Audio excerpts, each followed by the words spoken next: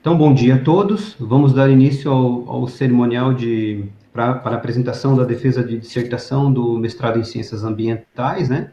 E, em nome da Pró-Reitoria Acadêmica, da Diretoria de Pesquisa e Pós-Graduação e da coordenação do Programa de Pós-Graduação em Ciências Ambientais, agradecemos a presença de todos e procedemos à abertura da 220ª defesa de dissertação desenvolvida no âmbito do mestrado em Ciências Ambientais da UNESCO, intitulada Pesquisa, Paisagem e Cultura Material, a Ocupação Colonial nas Margens da Lagoa de Sombrio, região sul de Santa Catarina. A autora da pesquisa é a mestranda Paola Vieira da Silveira.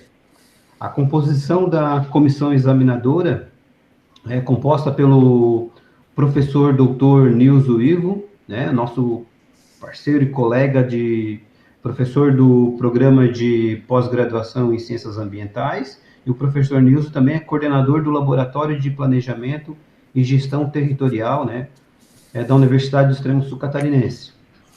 Muito obrigado, professor Nilson, pela parceria, né, e pelo aceite ter participado da qualificação da Paola, de ter feito a relatoria e de estar hoje na defesa da Paola, tá? Muito obrigado.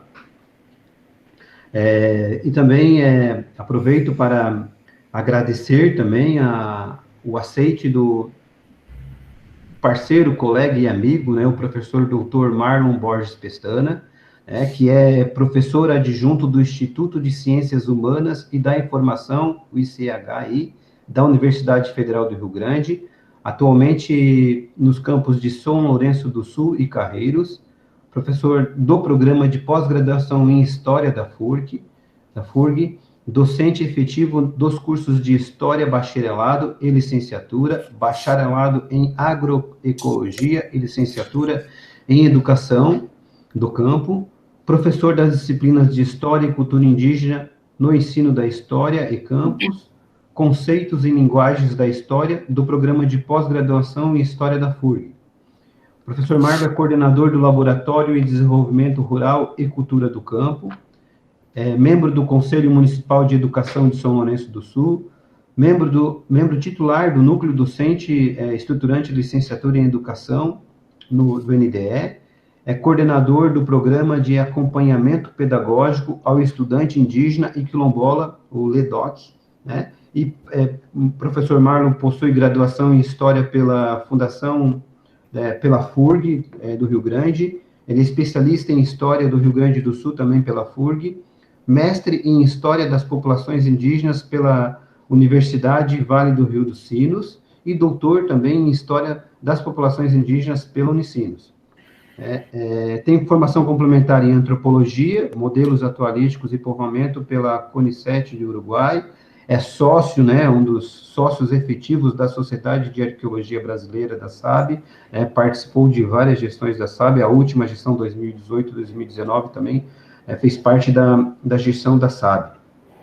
Tá? Professor Marlon, muito obrigado, seja bem-vindo ao PPGCA, né, e esperamos receber o professor em outras oportunidades. O professor Marlon já foi nosso parceiro em defesas de trabalhos de conclusão de curso, também ele é um parceiro nas nossas pesquisas e nas publicações, tá? Muito obrigado, professor Marlon.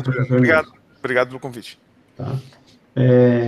A autora da pesquisa, Paola Vieira da Silveira, deverá expor um resumo do seu trabalho dentro de um período de 30 a 40 minutos.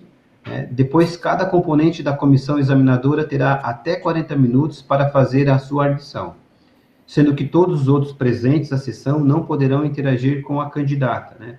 Então, reforço novamente os microfones fechados, né? Finalizando a exposição e as arguições, eu, como presidente da banca, solicitarei a vocês, aos membros integrantes da comissão, que acessem por meio de link no Google Meet, um link que foi enviado por mim para vocês por e-mail, né, na sala exclusiva da comissão examinadora, para que possamos emitir o parecer. Né. Após essa avaliação, na sala exclusiva, vou solicitar que retornamos à sala da defesa, para que possamos ler o termo de apresentação da dissertação, informando a Paola a candidata, né, ao título de mestre em ciências ambientais, foi aprovada pela comissão examinadora. Tá? Em seguida, a gente declara encerrados os trabalhos. Então, agora eu convido a Paola, a candidata, para que ela possa fazer a sua apresentação. Eu estou visualizando aqui na minha tela a apresentação, então eu aproveito e pergunto para o professor Nilson se ele está visualizando a apresentação. Professor Nilson, está ok? O microfone fechado? Está visualizando? Tá? Também pergunto para o professor Marlon se o senhor está visualizando a apresentação da Paola. Tá?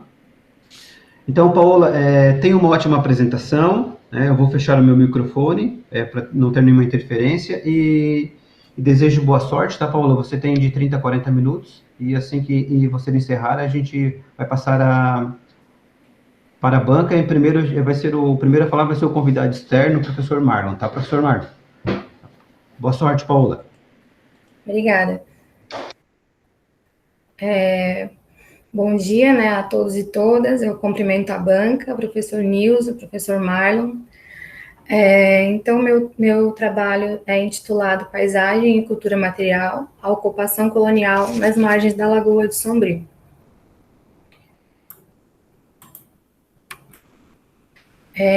A dissertação ela está estruturada em 5 itens, né, introdução, três itens de desenvolvimento, onde eu apresento os resultados e a discussão, e um item de considerações finais. A Lagoa de Sombrio, ela é uma das 11 lagoas costeiras da região sul catarinense, né, localizada a sul das demais, próxima à divisa com o estado do Rio Grande do Sul. A lagoa, ela se faz importante, né, para a história, para a cultura e para a economia local. Ao longo, né, da civilização, né, as populações foram se fixando próximo a cursos da água, né, e aqui na região não foi diferente. Então, a lagoa ela tem essa importância para a ocupação local. Ela aparece na historiografia como fundamental, né, para a ocupação da região em diversos características, né, dos mitos fundadores. A lagoa aparece. Ela aparece ligada à questão de alimentação, com pesca e agricultura, também ligada ao caminho dos viajantes, né, principalmente os tropeiros que passavam pela região e tinham os campos de pousio na beira da lagoa, e também por questão de transporte dos ribeirinhos. Essa pesquisa, ela surge, a ideia, né, surge em 2018, num campo de arqueologia pré-colonial, no entorno da Lagoa de Sombrio. Então, vendo o potencial da área para arqueologia histórica, né, surge essa ideia, embasada na questão norteadora, se existem vestígios materiais para a ocupação da ocupação colonial nas proximidades da Lagoa de Sombrio, e se sim, o que esses vestígios podem contribuir para o processo de ocupação humana, né, para a história da região. A justificativa da pesquisa está ancorada, então, no meu lugar, né, enquanto pesquisadora. Eu moro em Sombrio, morei a minha vida inteira, então tenho esse interesse em pesquisar alguma coisa da região, e também na carência de pesquisas com enfoque da cultura material na região, né? Não na região da Lagoa, mas no extremo sul como um todo.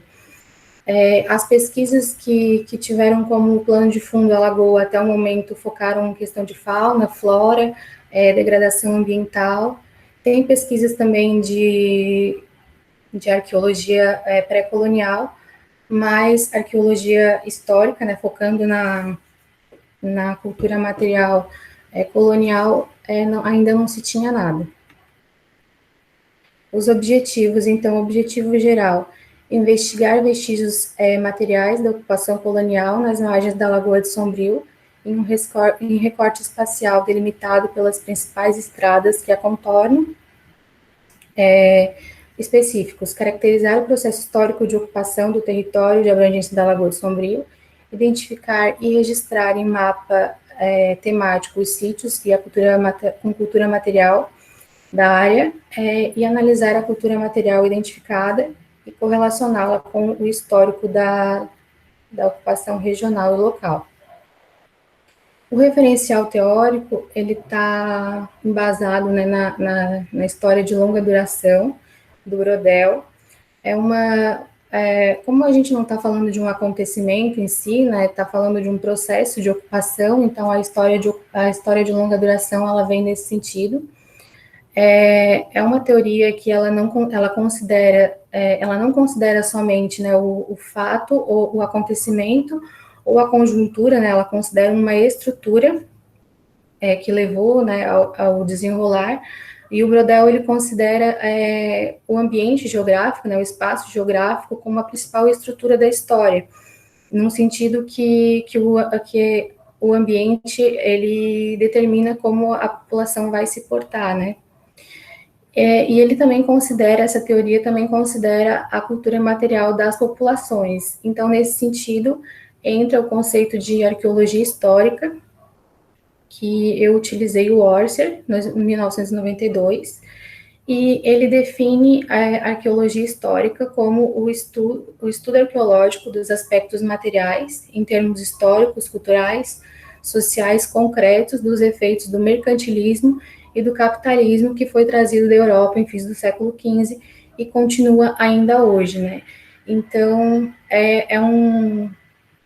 o Orser, ele considera os efeitos que a população, os europeus, né, trouxeram para o continente americano. É importante mencionar que o conceito do Orser não é um conceito europeizante, né, ele considera também as populações tradicionais e os efeitos que os europeus trouxeram sobre elas, né. O Orser, ele é um arqueólogo estadunidense, então eu utilizei alguns autores também latino-americanos para ajudar a fundamentar. Então, Lima, Funari, Simansky, Zaranquim e Senatori, eles vêm no intuito de falar, tá, beleza, né, vamos considerar a arqueologia histórica, mas num contexto regional, então sempre analisando o contexto onde a cultura material está inserida. Optei também por utilizar o conceito pré-colonial e colonial, né, como únicas periodizações históricas. Então, o colonial, ele vem, no Brasil tem um marco de 1500, né, o ano de 1500, anterior a isso, pré-colonial, e posterior é o período colonial. Então, fundamentada nesses autores, eu estou utilizando somente o período colonial, somente a nomenclatura colonial, para definir o período após 1500. Conceito de sítio arqueológico histórico, utilizei a Thyssen e a Tocqueto, arqueologia da paisagem, o Moraes e a Cormichiari, e patrimônio cultural, utilizei o Barcelos para fazer esse diálogo com a arqueologia, o Gonçalves para trazer essa parte mais teórica, e é meio óbvio, mas eu coloquei a Constituição de 1988, porque ela vem nesse sentido de trazer um conceito de patrimônio mais ligado à identidade e não à monumentalidade, né? E às vezes a gente ainda vê nas pesquisas científicas um patrimônio considerando essa parte mais monumental, né? Por exemplo, vamos preservar este sítio que ele é maior ou a cultura material está mais preservada. Então, considerando a monumentalidade e não a identidade, né? Metodologia. Utilizei uma pesquisa bibliográfica documental nos moldes de Gil. Os principais autores foram o Piazza, Robold, Dalauba, Pereira, o Reitz, Coelho, então autores que já escreveram sobre a região. Outra metodologia utilizada foi a prospecção arqueológica, a sistemática / oportunística de superfície. A prospecção, ela consiste em fazer um caminhamento na área, né? A sistemática quer dizer que foi um caminhamento que não seguiu uma linha pré-traçada, né? Anteriormente a etapa de campo, né? Foi no campo, analisando o contexto e conversas com os moradores, né, que vem nesse lado oportunístico, e de superfície que não teve nenhuma intervenção no solo, escavação ou sondagem, né, apenas analisando o material de superfície. Essa metodologia, ela também pressupõe o uso de imagens aéreas para identificar melhor a área de estudo. Então, nesse sentido, eu usei imagens aéreas de 1957 e 1978, em escala de voo 1 para 25 mil, que fazem parte de 2 levantamentos realizados pelo Estado de Santa Catarina. Elas foram disponibilizadas pela Secretaria de Estado e Planejamento de Santa Catarina e pelo IMA, Instituto de Meio Ambiente de Santa Catarina. A maioria delas foi disponibilizada já em meio digital, né? E as do IMA eu tive que realizar a digitalização. Mas para utilizar elas foi necessário, então, realizar um georreferenciamento, né? Dar uma coordenada para elas, para que elas conseguissem se inserir geograficamente na área de estudo. Para isso foi utilizado o ArcGIS, com auxílio da ferramenta georreferência, então foi identificado pontos que se mantiveram, que estavam nas fotos antigas e se mantiveram na imagem atual, e são estradas, esquinas, né, edificações, árvores. E com a análise das fotos, foi gerado 2 tabelas, uma de 1957, uma de 1978, que foi utilizada em campo, né, para averiguar esses locais, né, que são possíveis estruturas. As imagens, elas muitas vezes não aparecem muito nítido, então, às vezes, olhando a imagem, parece ser uma estrutura, mas era só um solo exposto. Então, nesse sentido, que são possíveis estruturas, né, que seriam verificadas em campo. A etapa de campo, ela iniciou no município de Passo de Torres, na parte sul da lagoa, margem oeste, que é a margem da BR-101, e seguiu em direção norte até o município de Sombrio, onde contornando o leito da lagoa, e depois descendo já na margem leste, né, descendo até novamente o município de Passo de Torres.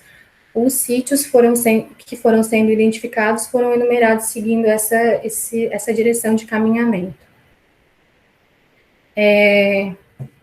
A prospecção iniciou seguindo os pontos identificados, né, nas imagens, mas olhando também outros vestígios que não estavam nas imagens, né.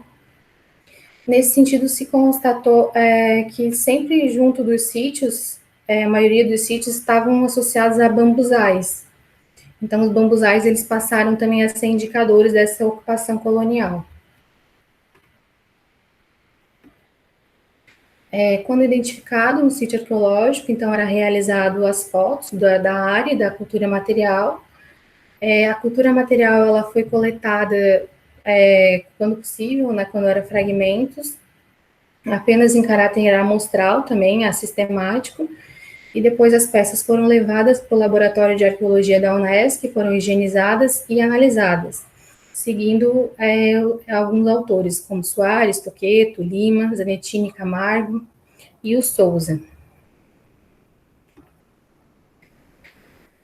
O item 2 é onde eu apresento mais a área de estudo e o contexto da região. Então, a lagoa está localizada no extremo sul catarinense, como eu já mencionei, inserida na bacia hidrográfica do Rio Mampituba. Ela contempla 5 municípios: Passo de Torres, São João do Sul, Santa Rosa do Sul, Sombrio e Balneário Gaivota. Então, aqui está o mapa de localização, a lagoa inserida no contexto dos municípios e já com o limite da área de estudo ali. A área de estudo, ela foi delimitada pelas estradas que contornam a lagoa. A gente optou por isso porque as estradas, elas são fundamentais para a ocupação humana. Primeiro que elas eram caminhos, né? Eram caminhos dos tropeiros e da população ribeirinha. E as estradas mantiveram esse traçado quase igual ao original, né? Então já tinha essa delimitação da ocupação, né? E posteriormente, quando elas foram alargadas, essas estradas também foram fundamental porque elas modificaram a forma de ocupação. Nesse sentido, a gente optou por delimitar pelas estradas. Então, falando rapidamente do contexto histórico da região, né, eu começo apresentando a ocupação pré-colonial. É importante mencionar, né, que a região já era habitada, né, antes da chegada dos europeus, né. Se fala muito no vazio demográfico, né, mas esse vazio demográfico era a respeito da população branca, né. Os indígenas estavam presentes, né. E também é importante evidenciar essa população para mostrar que a lagoa já estava sendo utilizada, né, em períodos pré-coloniais. Depois eu falo a questão do contato entre os indígenas e os homens brancos, né, homens e mulheres brancos, sendo que esse primeiro contato, a bibliografia aponta que foram com espanhóis, né, já nas primeiras décadas do século XVI.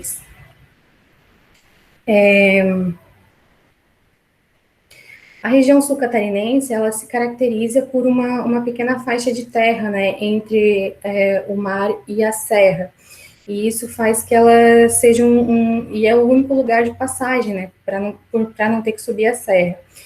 E a historiografia aponta que esse fator fez com que a ocupação fosse um tanto quanto tardia na região, por ser considerado uma região instável e perigosa, né. Então, eu coloquei uma citação do Howard que ele vai falar: exploradores, tropeiros, mercadores de quinquilharia, contrabandistas, soldados da Bahia, do Rio, de Minas e até do Reino, retirantes ou defensores do sacramento.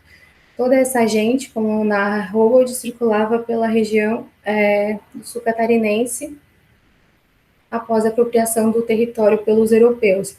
Então, era uma região de passagem, né, onde estava circulando vários tipos de pessoas, o que fez com que a fixação de pessoas, para moradia demorasse um pouco. Portugal, ele estava querendo legitimar o território, né, no século XVIII distribuiu algumas seis-marias, que são faixas de terra, né, dadas aos colonos, porém, as pessoas acabaram abandonando as terras, né, gerando as terras devolutas.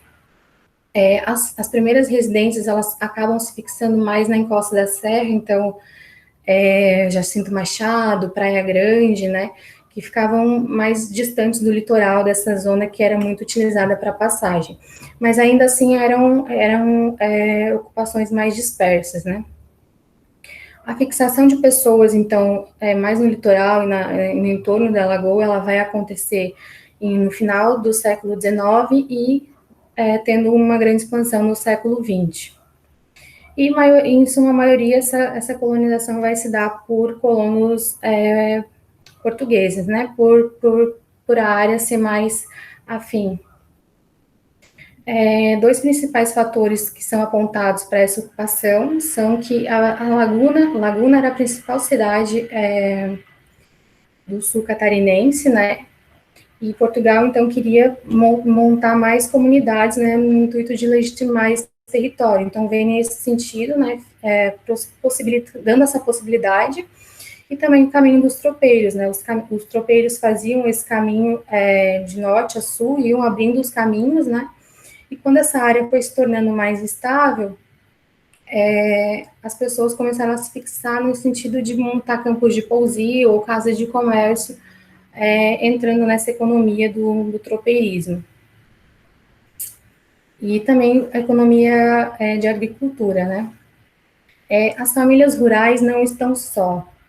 Então, é uma citação do Prisco que ele aponta que, em meados do século XIX, 25% da população do extremo sul, que não era uma grande população, mas 25% dela eram de escravizados. Então, é um contingente populacional bem grande, né, de escravizados, considerando o todo da população. Então, ele coloca também. No item 3,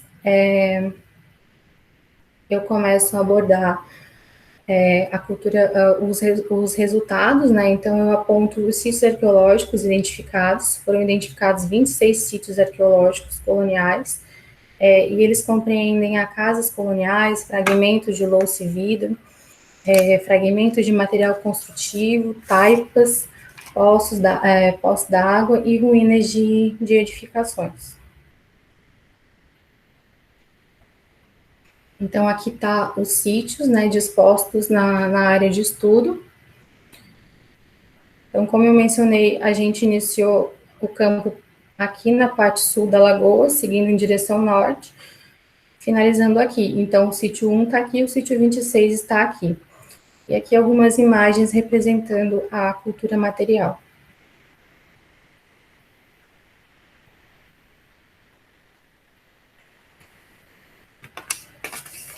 No item 4, eu começo a apresentar as discussões, né, ele é intitulado Pedras, Paus, Argilas e Vidros, que dizem as coisas, né? Aqui eu começo a apresentar as discussões, considerações sobre a cultura material. Então, eu primeiro dividi em 2 grupos a materialidade e as edificações, que compreendem também os fragmentos dos materiais construtivos, e o grupo dos vestígios de louças e vidros.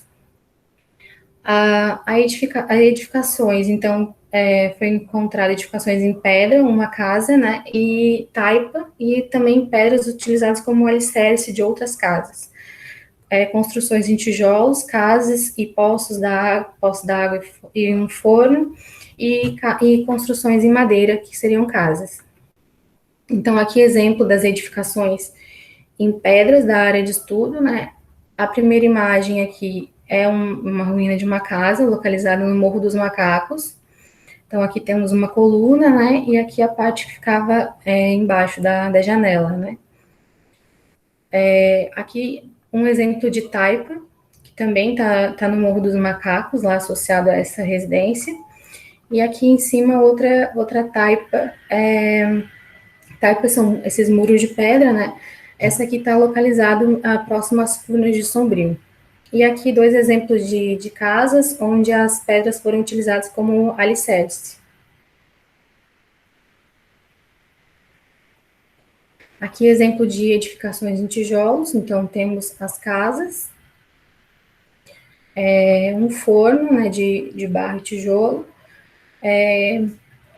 poços da água, foram encontrados alguns, 3 ou 4, se não me engano, e aqui representando um alicerce, né, de uma casa, a casa já não existia mais, a gente encontrou no local só o alicerce, mesmo em tijolos.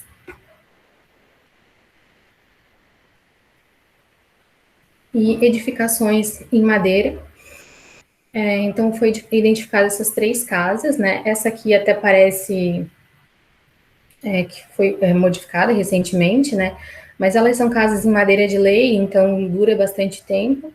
E no caso dessa aqui, o que é muito comum na região, as casas serem desmanchadas e as madeiras reutilizadas, né? Então, essa casa aqui, ela sofreu algumas adaptações aqui na frente, mas as madeiras são originais da residência, o telhado foi trocado também. E essa aqui é que se mantém mais as características originais.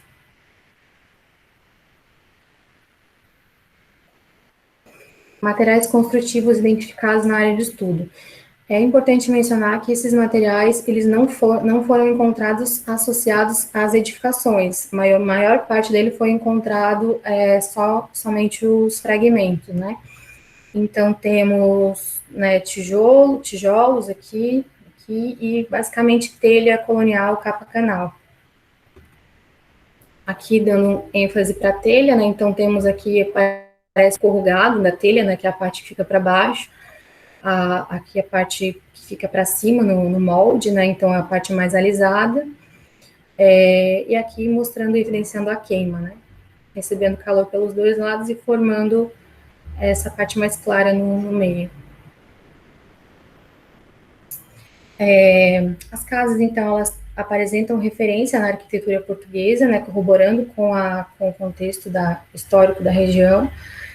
Algumas foram descaracterizadas, né, no decorrer dos anos, foram sendo feitas reformas. As casas em madeira, elas são em menor número, né, e a madeira era um material construtivo mais popular, por ser mais barato e disponível, né, Então, isso é um indício de que a madeira era mais barato e disponível, né, e as casas estão em menor número encontradas, né? Então, só que tem essa questão do desmanche, de ser um material mais fácil de estar utilizando, então pode estar sendo desmanchado e reutilizado. Então, isso é um indício para que explica o menor número de casas em relação às casas de alvenaria.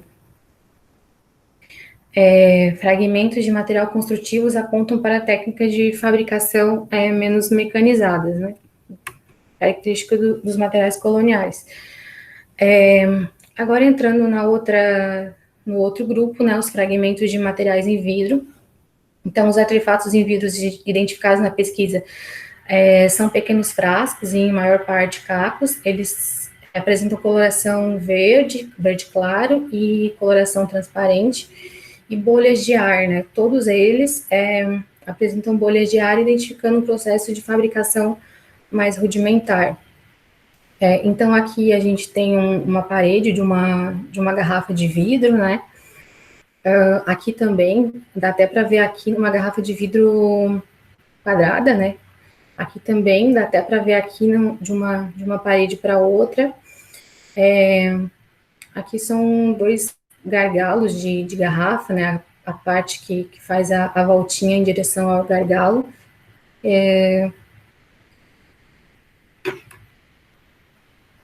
Então, os vidros, eles não eram fabricados no Brasil, né? Até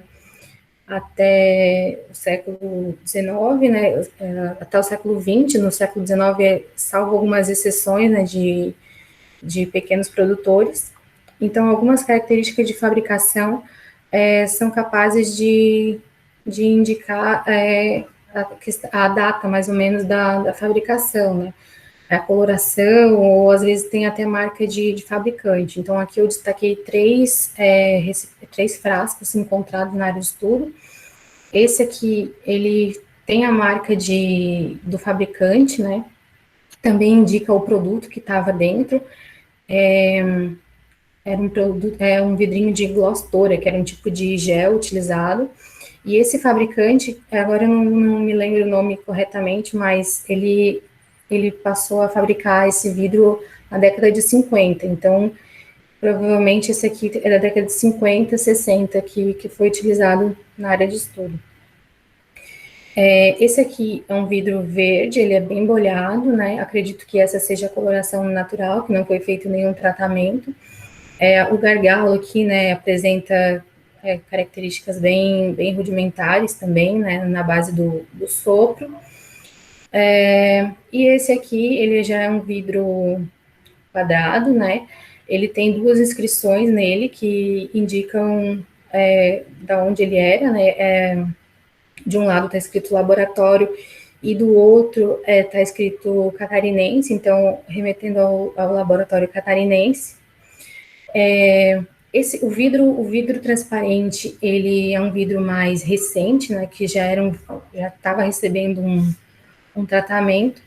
Esse vidro aqui, esse frasco aqui, eu acredito que ele seja de um período de transição, né, da fabricação manual para a fabricação mecanizada, porque ele apresenta vários defeitos, né, na pasta dele, no formato também, porém ele já tem esse gargalo com essa rosca, né, fechando com tampa de rosca.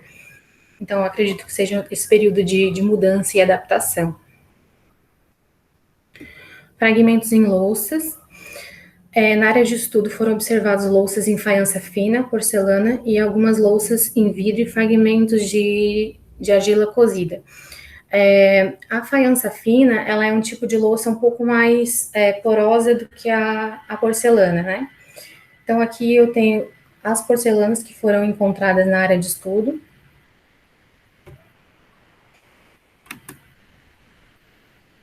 Essa primeira, ela apresenta uma técnica decorativa, né, que é o decalque, que é basicamente a transferência, imprime a decoração em um suporte, depois transfere para a peça. Eu acredito que essas 2 peças aqui do sítio 5, elas podem pertencer ao mesmo indivíduo, né, a mesma peça, elas apresentam basicamente a mesma espessura e o mesmo tipo de pasta. Essa peça do sítio 8, essa decoração ela não aparece na bibliografia, então eu creio que ela seja bem recente, da década de 80, por aí. Aqui temos 2 xícaras com a decoração, não é decoração pintada, é uma decoração de superfície mesmo na peça, né? O acanelado, são alguns sulcos, né, de decoração. A peça 10 aqui é uma xícara também, que ela apresenta a decoração em stencil, né, que é quando coloca um molde vazado e passa a tinta. E aqui alguns fragmentos de louça em vidro, né, que aí já são mais recentes, pelo menos a partir da década de 60, né. Essa daqui, ela apresenta, bem a parte onde está o nome da empresa, né, que está escrito Colorex, então é uma marca da empresa Santa Marina, da vidraçaria Santa Marina. E esse último aqui, a peça 12, é um fragmento em cerâmica. Eu creio que seja de louça, né? Ela apresenta, porque ela tem alguns detalhes esmaltados, assim, mas ela é a peça mais rudimentar, vou dizer assim, né? Encontrada. As faianças finas brancas, né? Elas correspondem à maior parte dos fragmentos identificados, surgem no contexto, as louças brancas, elas surgem no contexto das teses higienistas, né, do século XIX. Então, nesse sentido, o Souza aponta que a louça branca, ela não é a ausência de decoração, né, mas sim uma decoração por si só, porque remete a essa questão, à asepsia, à limpeza das louças da cozinha. No entanto, a louça branca ela vai se popularizar no Brasil somente no século XX, quando começa a ser fabricada no Brasil, né? Anteriormente a isso, eram importados, e como a louça não era um item de primeira necessidade, né? Porque tinham as louças em cerâmica, não era muito utilizada. Tem as faianças finas decoradas, né? As louças brancas, elas também apresentavam decoração, que poderia ser, a mais tradicional é o trigal, né? Que dá para perceber nessas primeiras aqui de cima, que são desenhos de raminhos de trigo mesmo, que era uma característica das louças inglesas, e quando passou a ser produzida a louça nacional, também foi utilizado, porque era um padrão, já era um costume na sociedade, né? Gostar desse tipo de louça. Outros tipos de decoração, então, pintadas, temos as faixas e frisos, né, que são essas linhas. Tem o decalque, aqui, transfer paint, que ele é como se fosse o decalque, só que ele é por baixo do esmalte. Então, ele não deixa um relevo, e o decalque, ele deixa um relevo sobre o esmalte. E eu não coloquei aqui no slide, mas tem também o stencil, né, que é quando coloca o molde vazado.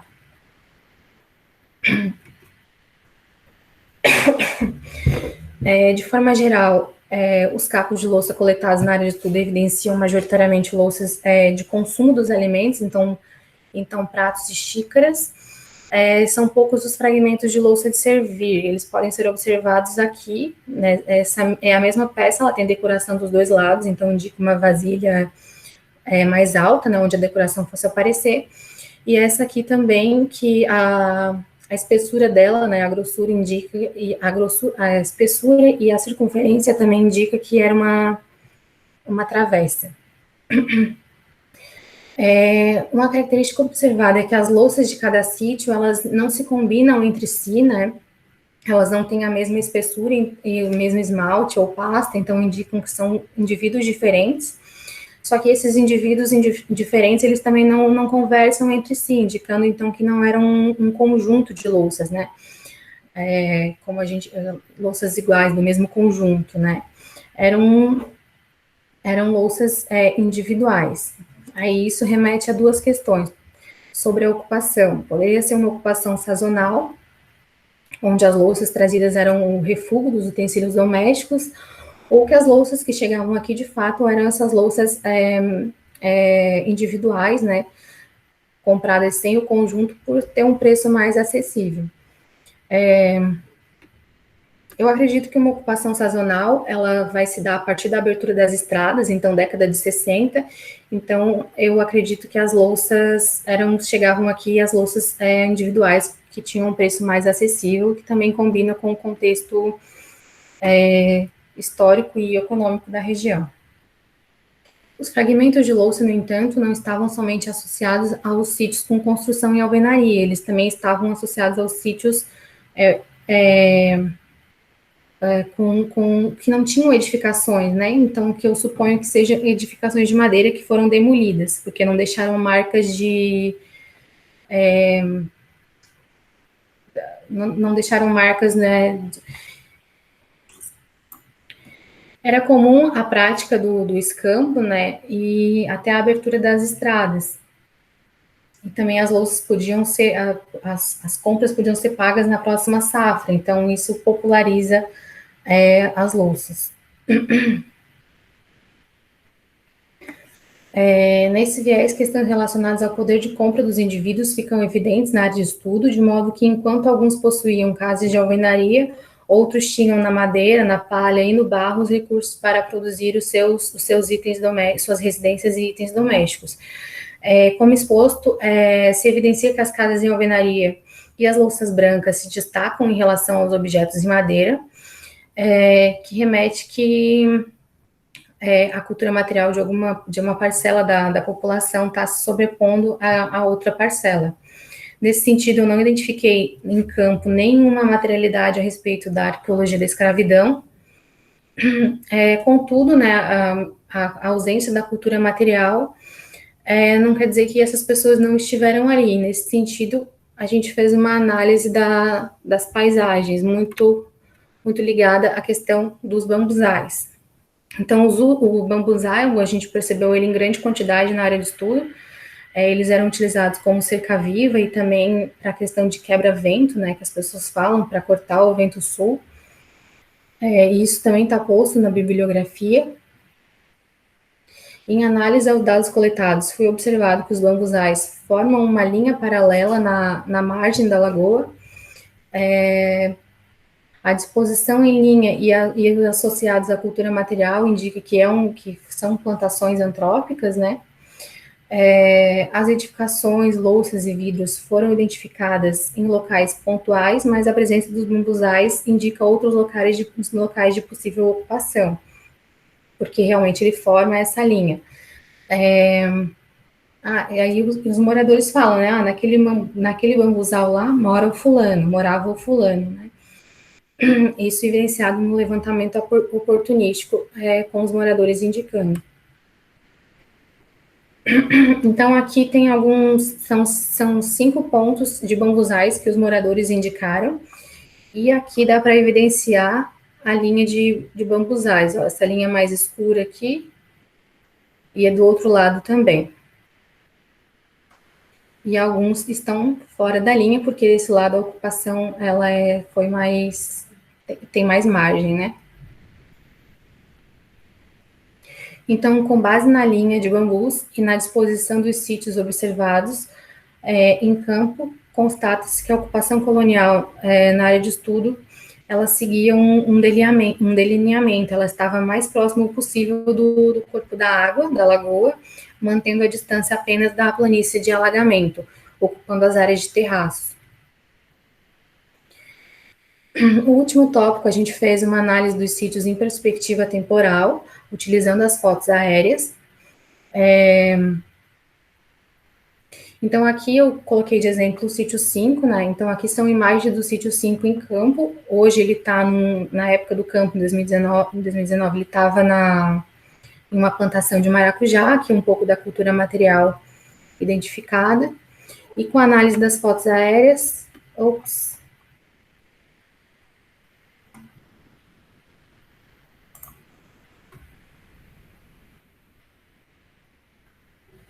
É que eu vou arrumar. Com a análise das fotos aéreas, mostra o sítio no decorrer dos anos, em 57, 58, 78, que tapou aqui, e em 2018. Então, dá para ter uma noção da paisagem do sítio no decorrer dos anos. Essa análise ela foi feita nos sítios 2, 5, 6, 8, 15, 20, 22 e 26, né, que são alguns sítios onde as imagens possibilitaram essa análise. Considerações finais. Então, a cultura material detectada nos sítios são, em maioria, para serem adquiridos, era preciso um maior poder de compra em relação aos utensílios em madeira e barro, e assim se evidencia que a materialidade de determinados grupos sociais se sobressaiu em relação a outros em escala espaço-temporal. Os bambuzais possivelmente evidenciam locais habitados por sujeitos que faziam uso desses materiais menos resistentes ao tempo, né? Foi constatado que a ocupação colonial em questão seguia um delineado, né, estava mais próximo possível do corpo da água, mostrando a relação da comunidade com a lagoa. Os dados alcançados nessa pesquisa indicam que os locais potenciais para escavações futuras e que as fotos aéreas elas contribuem, né, no sentido de ajudar na preservação e identificação do patrimônio cultural. De forma geral, é isso. Espero ter conseguido passar a ideia. Obrigado, Paola. Parabéns e obrigado, tá? Você levou 39 minutos, tá, Paola? Acertado aí quase nos 40 minutos. Então, antes de passar a fala para o professor Marlon, que é o nosso convidado externo, eu quero aqui registrar a presença do orientador da pesquisa também, o professor Marcos César Pereira Santos, né, colaborador, orientador em conjunto, amigo e colegas de pesquisas também, tá? Mas depois da banca falar, eu chamo o professor Marcos para falar também um pouquinho. Tá? Então, registro também e agradeço a participação do coordenador do programa de pós-graduação, o professor Robson. Tá. Professor Marlon, o senhor tem até 40 minutos, fique à vontade. Bom dia a todos, bom dia, estão me escutando bem aí? Tudo certinho? Eu gostaria de agradecer ao programa de pós-graduação em Ciências Ambientais, do BXCA, na figura do professor Juliano Campos, pelo convite, e dizer que para mim é uma grande honra estar constituindo a banca junto com um dos decanos do curso, o professor Nilson Ivo. É uma grande honra para mim, professor, estar junto com o senhor aqui na banca. Saudar também a plenária virtual, a nossa plenária que está todos aí. Um abraço forte a todos vocês que estão assistindo a defesa.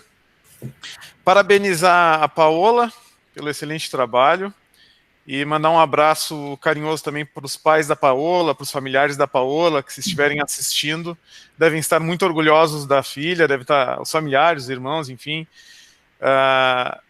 porque já chegar nessa fase final de dissertação já é em si um grande mérito.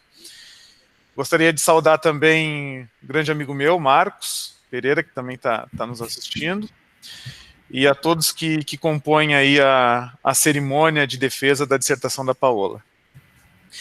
Então, para começar, eu gostaria de frisar três grandes coisas que me chamaram a atenção na defesa na dissertação da Paola. Em primeiro lugar, é a diagramação do trabalho, a grande qualidade da diagramação do trabalho, a grande qualidade técnica e a qualidade de capricho mesmo na formatação das figuras, na escrita do trabalho, um capricho bastante acurado de revisão bibliográfica e de ortografia e gramática, um trabalho exemplar. A segunda coisa que me chamou bastante atenção foi a profundidade teórica da Paola, que eu acho que isso vem da maturidade do curso de História e do trabalho no setor de Arqueologia, enfim, que é a profundidade teórica.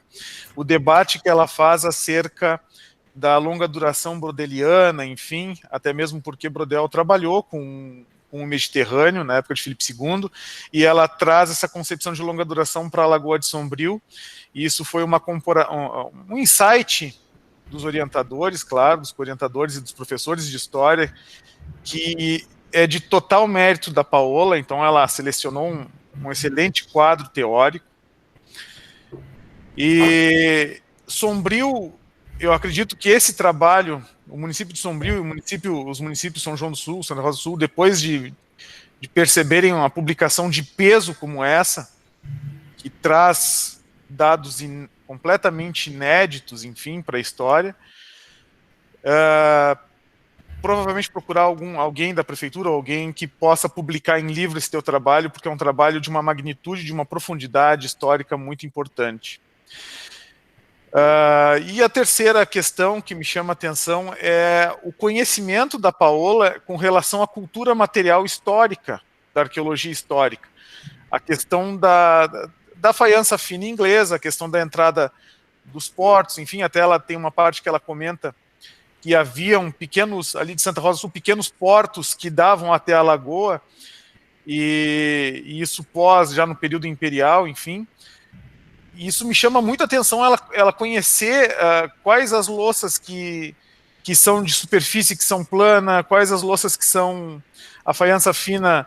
Ela não citou na apresentação dela, mas está no trabalho dela, a Pisan Style, o estilo camponês, o estilo trigal, a faiança fina, o transfer printed, o Pillware, o Primware. Então, esse conhecimento da faiança fina inglesa, que possibilitou ela fazer uma análise do povoamento da Lagoa de Sombrio, é fantástico. Ela apresenta um domínio muito bom da cultura material histórica, que na última banca, na outra banca que nós estivemos, do Edson Zilli, que faz o caminho dos tropeiros, enfim, o Zilli coloca muito bem as taipas, enfim, os caminhos pela serra, pelo litoral, mas não aborda a questão da cultura material da louça com tanto capricho que a Paola aborda. Então eu vou fazer bem rapidamente, eu tenho só algumas questões, né, para colocar. O trabalho da Paola, a dissertação, ela vai se desenvolvendo dentro daquele escopo que o próprio Juliano, na sua coordenação, tinha, o Marcos também, da arqueologia ali, o projeto Aerum, né, da arqueologia entre o Mampituba ali e o Uruçanga, enfim, os rios, mas o rio Araranguá ele tem um papel importante nesse povoamento, e tu traz o Dalauba. O Dalauba é um autor histórico importantíssimo para entender a ocupação canavieira portuguesa nessa região. E tu traz isso no teu texto com muito cuidado, porque os portugueses no litoral norte do Rio Grande do Sul também foi assim, a cana-de-açúcar e a produção de melado, de açúcar, de cachaça, enfim, com mão de obra escravizada no final do século XVIII, início do século XIX e por todo o século XIX. E o Dalauba é importante para situar esse primeiro momento de povoamento, de ocupação histórica na região. Aí tu traz uma série de elementos importantíssimos sobre o que seria essa fronteira cultural, essa fronteira indígena, ali na página 35, já abaixo de uma série de dados geológicos, geomorfológicos, enfim, dados da paisagem, que são muito importantes. Só que aí na página 36, né, tem uma citação de um autor na página 36, que é uma citação bastante poética, né, que fala das tainhas pulando na lagoa, é uma citação bem poética, assim, né? Fala do pôr do sol, E essa citação, ela destua um pouco da tua apresentação, que a tua dissertação tem muita profundidade técnica, criteriosa, científica, dados extremamente importantes, sabe, Paola? Assim, dados que eu acredito que não tinham sido levantados ainda para aquela região, Santa Rosa do Sul. Daí no meio do capítulo tem uma poesia ali, né? As tainhas que pulavam na lagoa e tal. Fica discorrendo um pouco, assim, por mim tudo bem, não tem problema, só que para quem está vendo o teu trabalho, o teu carinho, eu que te conheço do tempo do setor de arqueologia, sabe o cuidado e a seriedade que tu tem com o teu trabalho, colocar uma citação assim, que é poética, pode parecer devaneio, porque destoa do cuidado que todos os professores do laboratório, do laboratório de gerenciamento territorial fizeram, né? Fica estranho assim, né? Para quem está lendo, né? Fica estranho. Então, Eu acredito que o trabalho do Zilli no Caminho dos Tropelos foi a melhor escolha, né, para mostrar essa ocupação do Vale do Araranguá, e a importante ressalva que tu faz a produção da mandioca, destoando um pouco dos canaviais portugueses e a produção da mandioca. Isso é importantíssimo. Claro que se sabe que poderia ocorrer engenhos ali na região, né, engenhos coloniais, e aí tu traz uma excelente prancha na página 55, uma excelente prancha, essas coisas das fotos, da ilustração e mostrar a paisagem como ela era antes, é de fato fundamental, Paulo, assim, até mesmo para perceber que a cultura material ela vai acompanhando um ciclo produtivo na região. E para nós, assim, que já tivemos algum contato com arqueologia histórica, tem uma louça que não aparece nitidamente no teu trabalho, mas antigamente a gente chamava de faiança portuguesa. Era a majólica ou a faiança portuguesa. Era uma louça que tinha uma casquinha fina de esmalte por cima e ela tinha pasta amarela. Ela ocorria sempre antes do período da abertura dos portos das Nações Amigas, de 1808 a 1810. Os portos, Dom João começou a abrir os portos para as Nações Amigas e começou a entrar muita faiança fina inglesa. Então essa faiança portuguesa, ou majólica, que se chamava antes, que foi estudada muito pelo professor Marcos Albuquerque no Nordeste, professor Paulo Tadeu Albuquerque, que fizeram um panorama sobre esse primeiro momento assim da ocupação portuguesa lusa. Não aparece tão nitidamente no teu trabalho a faiança portuguesa, a não ser aquele caquinho do sítio 22, que parece ser mais antigo ali, né? Mas como ele não tem a louça em cima, fica complicado da gente... Mas se fosse uma ocupação, digamos, do século XVIII, tipo, como se fosse Laguna, apareceriam mais louças desse tipo. Mas com uma ressalva, né, Paola? Esse levantamento, muito bem realizado na Lagoa de Sombrio, que vocês fizeram, eram as louças de superfície. Tem vários sítios ali, aquele da Taipa, tá? O sítio 5, que apareceu a Piware, que é um tipo de faiança antiga, mais antiga, padrão trigal, o sítio 23 e o sítio 26, eu tenho quase que absoluta certeza que se vocês escavarem aquele sítio, vai aparecer faiança portuguesa por causa daquela taipa.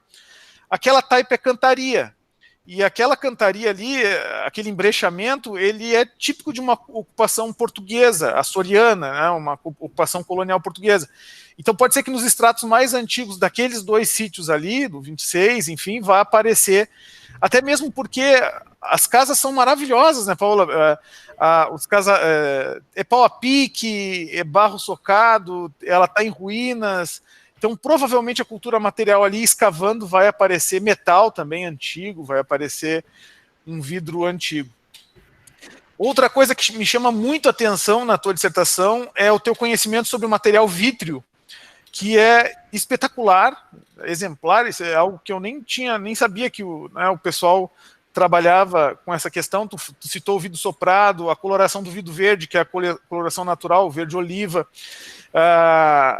Essa transição do que é manufaturado, porque tu retorna ao pacto colonial. Então, por exemplo, na exportação de commodity vem então os manufaturados. E aí o vidro, tu observa que na rosca do vidro já teria uma inserção ali da indústria nacional, da produção nacional. O mesmo caso da louça, né? Tu acabou de citar na tua publicação, né, que a faiança fina tinha o padrão trigal, e aí aqui no Brasil começaram a imitar.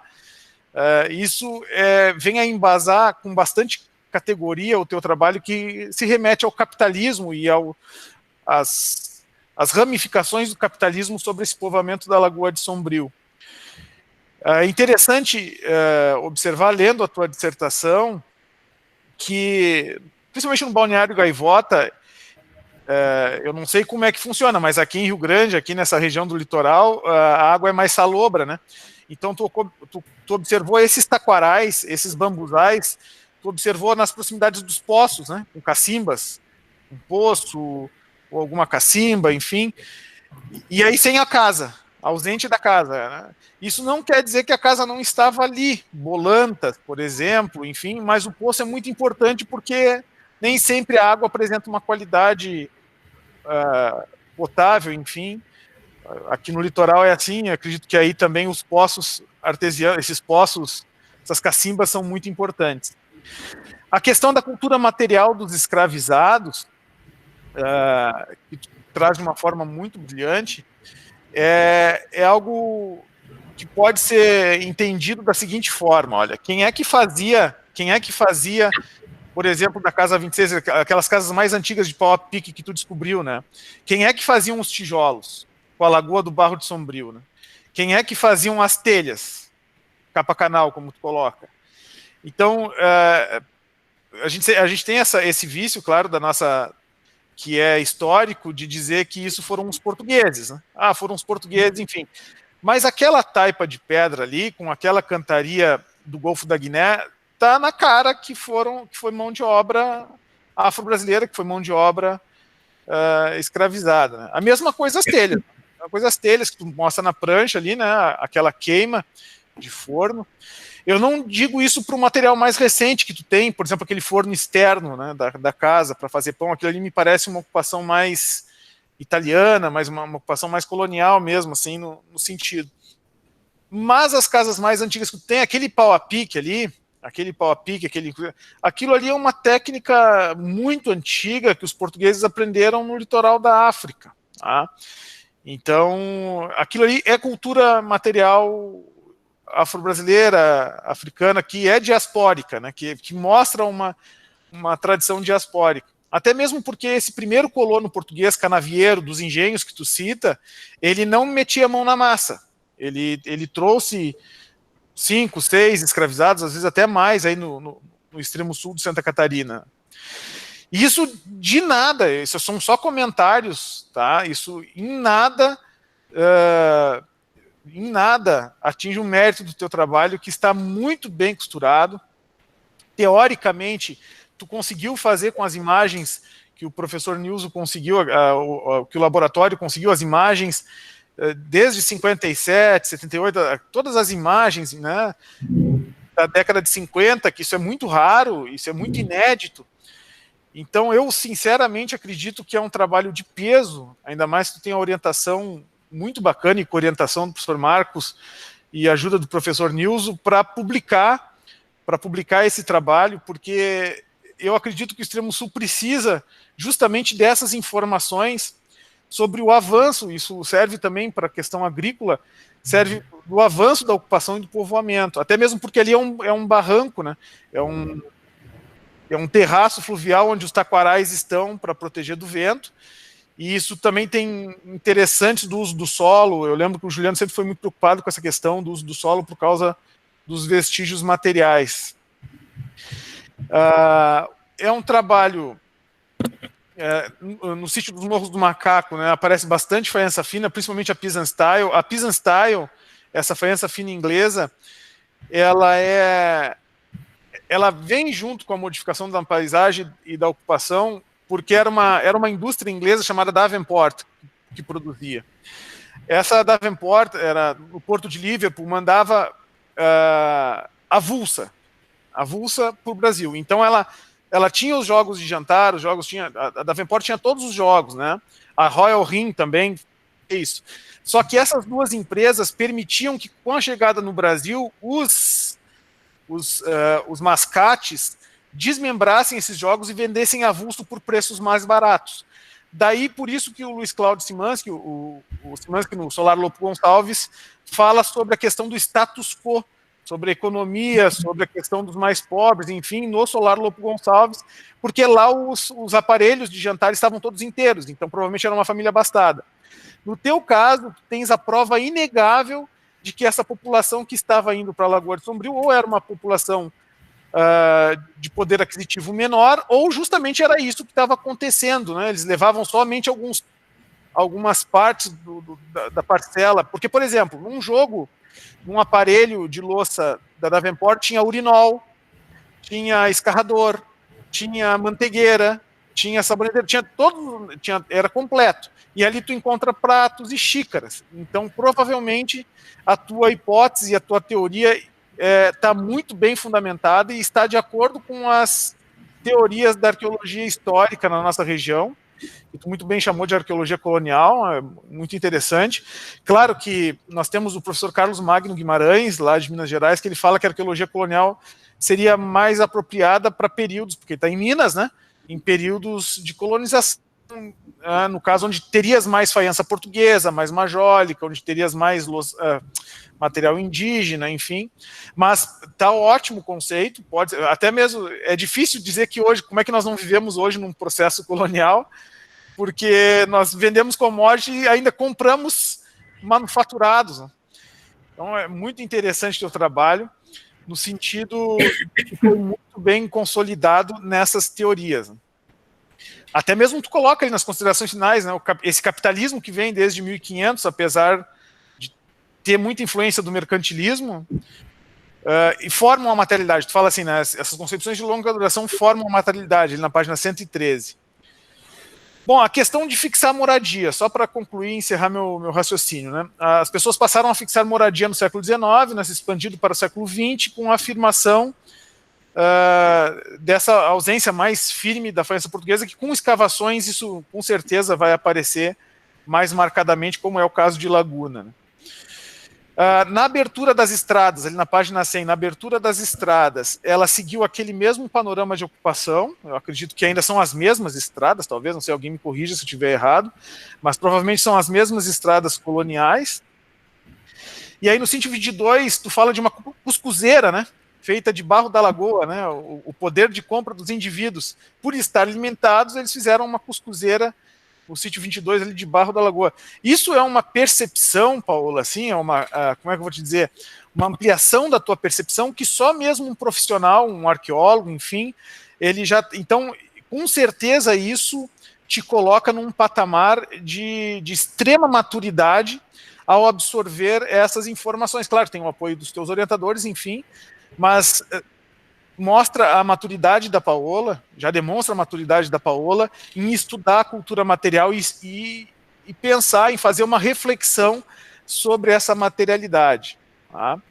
E isso, claro, tu faz o link com o pagamento da próxima safra, tu cria uma série, né, compra a louça, faz o pagamento da próxima safra, com a questão dos manufaturados e a transição para a louça nacional. Isso foi muito interessante porque eu me surpreendi, porque no início, ao ler a tua dissertação, eu acabei erroneamente, né, subestimando a tua capacidade de reflexão sobre essa cultura material. Mas logo no primeiro capítulo eu já vi que tu tem uma... Tu sentou nesses 2 anos, inclusive com o apoio das bolsas, enfim, né, da CAPES, tu sentou e fez a reflexão sobre essa cultura material, fazendo justiça àquele povoamento, que com certeza deve ter sido um povoamento complicado, uma época difícil, uma época de isolamento social, uma época que não tinha acesso a recursos diretamente da capital, ou de Laguna, enfim, o pessoal que estava mais afastado, um pessoal agrícola, um pessoal agrário. Então tu fez uma justiça histórica contando a história e a memória dessas pessoas. Isso é um mérito da Paola, e meus parabéns mesmo, do fundo do coração, assim, isso é impressionante de ver, a qualidade gráfica do teu trabalho, os mapas, as escalas, as fotos, está tudo muito bem organizado, aliado a uma teoria de ponta, uma teoria muito interessante e que é adequada a analisar a Lagoa de Sombrio, assim como o Brodel analisou o Mediterrâneo. Tu fez toda uma história de longa duração, chegou até a me arrepiar, porque é muito importante que a tua teoria esteja afinada com a tua prática. E a tua prática levou em consideração todo o aspecto teórico, todo o aspecto histórico, bibliográfico, a densidade de citações, a densidade de autores, a erudição do teu trabalho é extremamente volumosa, mostra uma erudição da Paola, uma maturidade em escolher os autores, isso foi muito bom. Então, é uma dissertação que fica... eu até vou imprimir agora, quando sair daqui, vou passar ali na impressora, na minha mesa, vou imprimir essa dissertação para ter comigo, para usar como exemplo de como que se faz um trabalho sério, de como que se faz um trabalho comprometido com a realidade de uma ocupação e de povoamento de uma região. Mais uma vez, muito obrigado, Paola, parabéns. Era isso que eu tinha para falar. Obrigado, professor Marlon. Paola, se quiseres, antes do professor Nilson falar, você fica à vontade, tá? Tá. Eu só tenho a agradecer, né? Fico muito feliz de, né? A gente, quando acho que vai fazer uma dissertação, um trabalho, a gente espera ter um resultado que seja bom tanto cientificamente quanto para a comunidade em si, né? Então, eu fico muito feliz com os teus comentários.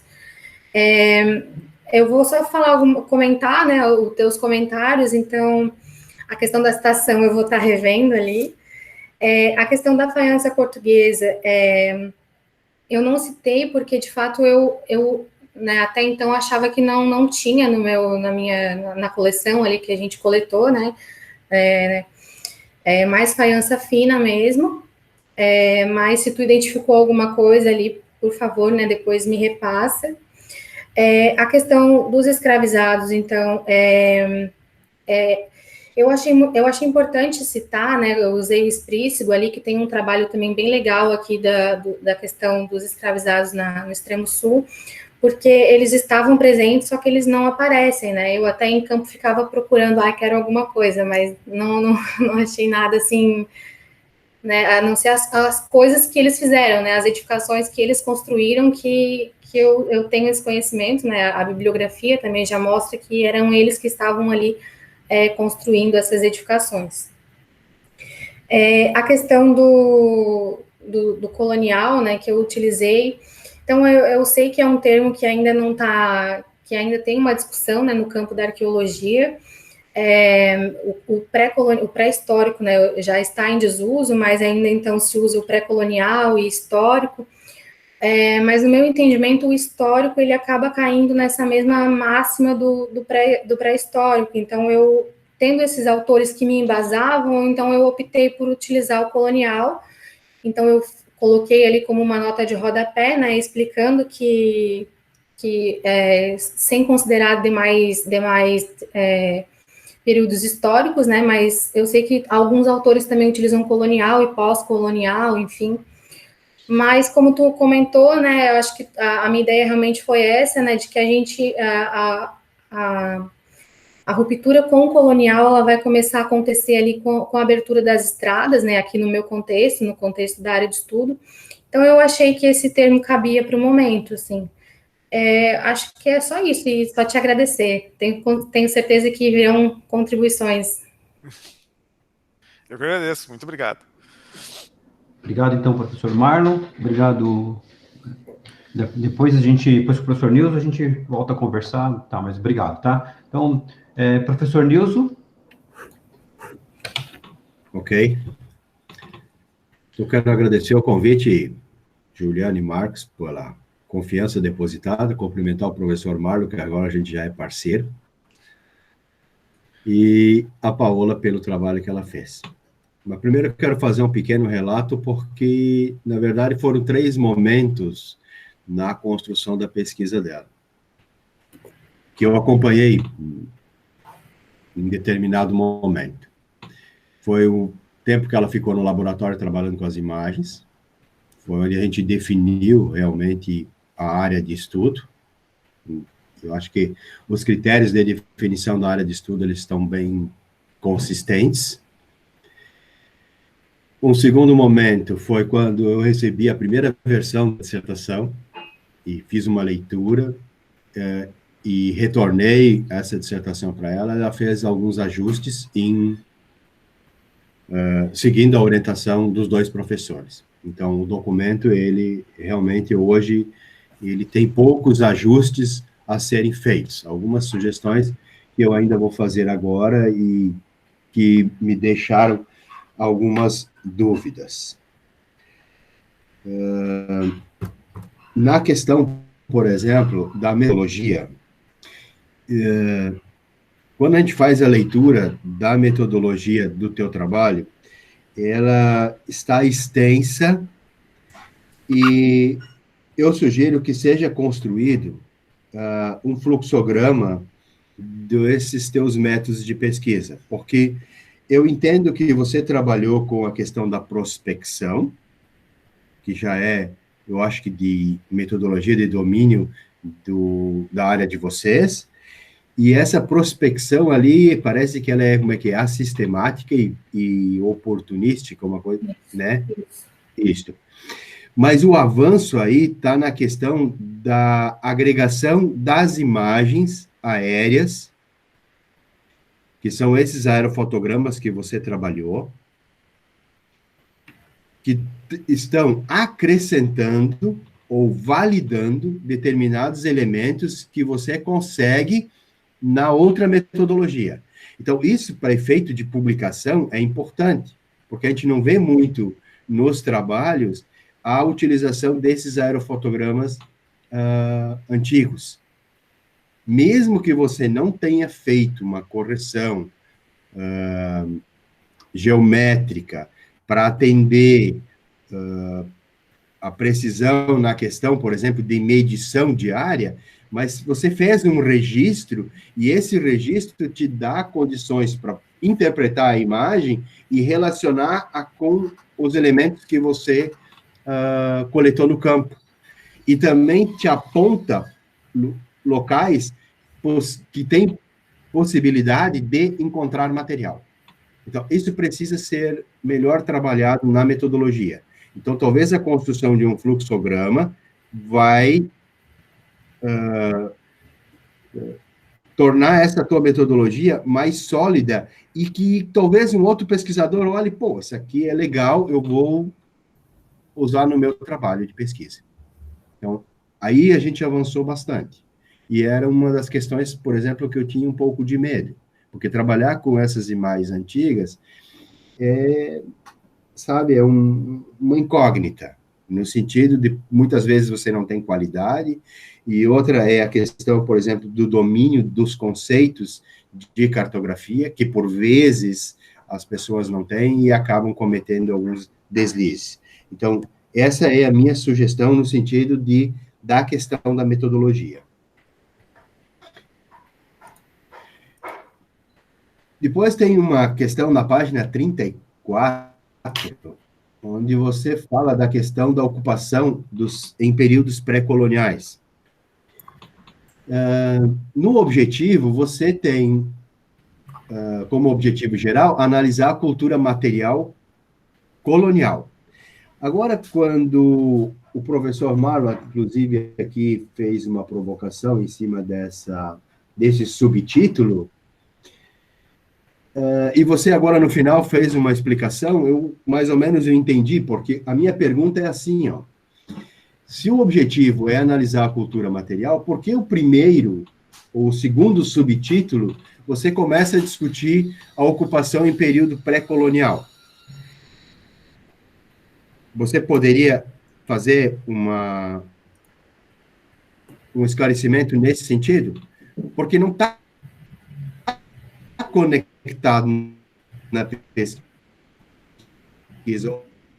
Ou você cria um parágrafo preparando o leitor a trabalhar com a cultura, o trabalho que é discutir todas as questões do período colonial. Então, e isso está muito extenso, tem 4 ou 5 páginas sobre período pré-colonial. Ou refaz os objetivos específicos, em algum momento, e tenta introduzir esse conteúdo nos objetivos específicos, senão ele está, na minha avaliação, deslocado. Ok, Paola? Depois você pode falar sobre. Tá. Uma outra questão que me chamou a atenção e que está diretamente relacionado à figura na página 105 tem uma figura que é o mapa ipsométrico. Ele tem que ser refeito, as legendas têm que ser refeitas, porque não é assim que se representa a ipsometria. E a figura 3, da página 56, isso falando das figuras, é a figura mais importante, ou seja, é a figura que é a cara do teu trabalho. Então, na publicação, talvez você vai utilizar só essa figura. O mapa ipsométrico, ele não está definido Deixa eu pegar ele aqui na página 105. E aí eu já vou fazer um comentário sobre ele. Ó, lá você tem como ipsometria a cota 0, depois 1 e 2, 7 e 54. Mas o que você queria representar aqui? A altitude acima de 3 metros? Então, os intervalos deveriam ser 0 e 1, 1 e 2, e maior que 2 metros. Tem que ver uma maneira de trabalhar essa ipsometria, porque tu querias, na minha leitura, evidenciar tudo o que estava acima de 3 metros, que eram as áreas já ocupadas, ou 7 metros. Depois você responde isso para mim. Mas veja que esse mapa ele não está legal na questão, por exemplo, da definição da legenda da ipsometria. Ok. Você quer falar? Sim.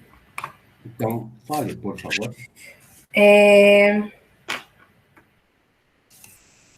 Então, agradeço também, né, professor?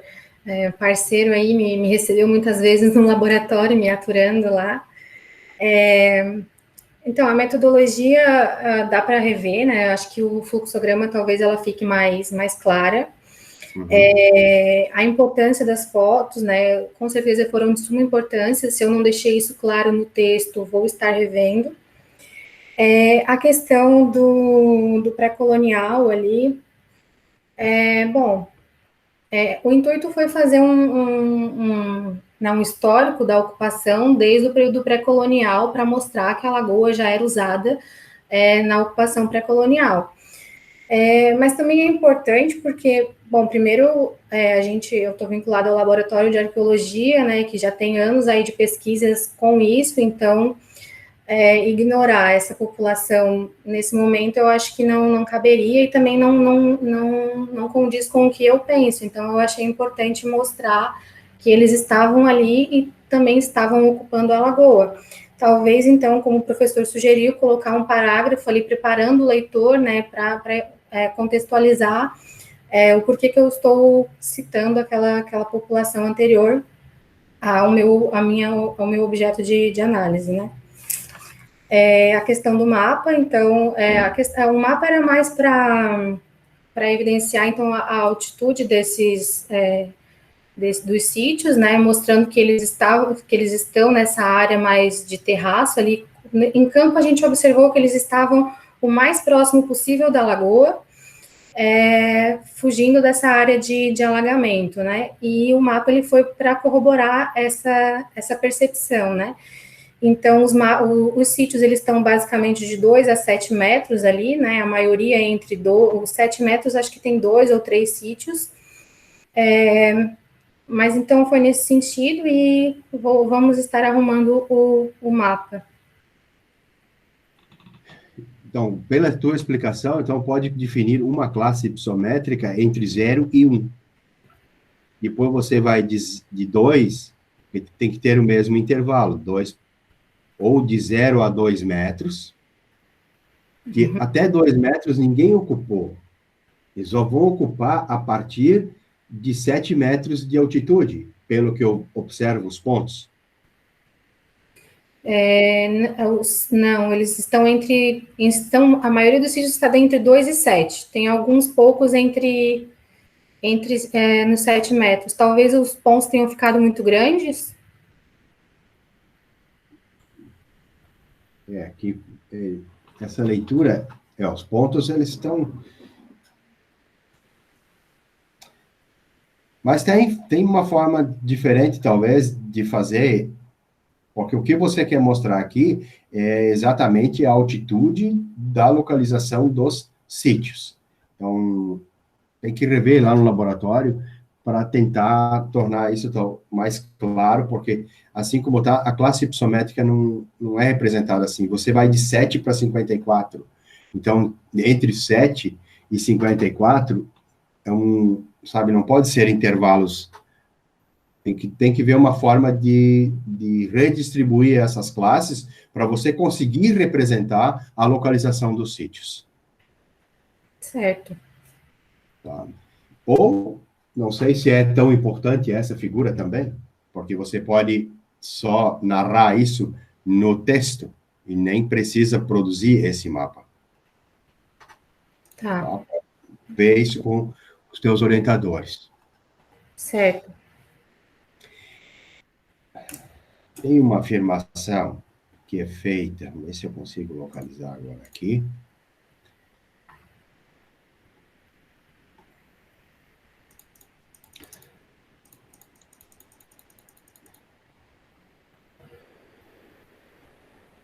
Que é na parte das imagens, que é na página, antes da figura 38, isso é página 105. Não, mais para frente. Esse aí é da ipsometria. Que é onde você faz uma afirmação utilizando as imagens ou os aerofotogramas e que não é a mais indicada. É na página 111. O último parágrafo, onde você diz assim, ó, as graves consequências ambientais promovidas pelo aniquilamento da relação entre lagoa e comunidade fez este corpo d'água reduzir rapidamente em tamanho durante a última metade do século XX, aí usando uma citação de Lopes. Mas aí você chama a figura 47 e diz assim, ó, temos o resultado final do geoprocessamento realizado nas fotos aéreas da área de estudo, nos anos 57 e 78, comparados à imagem de 2018, fica evidente a redução de área da Lagoa de Sombrio. Como essas imagens elas não foram ortorretificadas, nós temos que ter cuidado nesse parágrafo que você diz assim, ó, que fica nessa frase, fica evidente a redução de área da Lagoa de Sombrio. Aqui tem que se fazer uma ressalva de que as imagens foram apenas registradas e não ortorretificadas. Então, a evidência de redução de área das lagoas, ela não pode ser afirmada, entendeu? Temos que ver uma forma de você escrever este parágrafo, porque se um engenheiro cartógrafo pega este trabalho, ele vai lá na metodologia e vai ver que essas imagens não foram ortorretificadas, elas apenas foram mosaicadas a partir de um mosaico semi-controlado. Então, se você o dia depois que finalizar essa tua versão, eu te ajudo aqui a gente reescrever para não perder essas imagens que essa figura 47 é também uma figura importante. Mas eu te ajudo a reescrever isso, para que não esteja afirmando o que não pode ser constatado nas imagens. Ok? Certo, obrigada. E nas considerações finais, você fez o primeiro e o segundo parágrafo, e eu queria ver como que você está conectando o primeiro e o segundo parágrafo, de pensar a ocupação e a materialidade das sociedades, com uma conclusão do teu trabalho.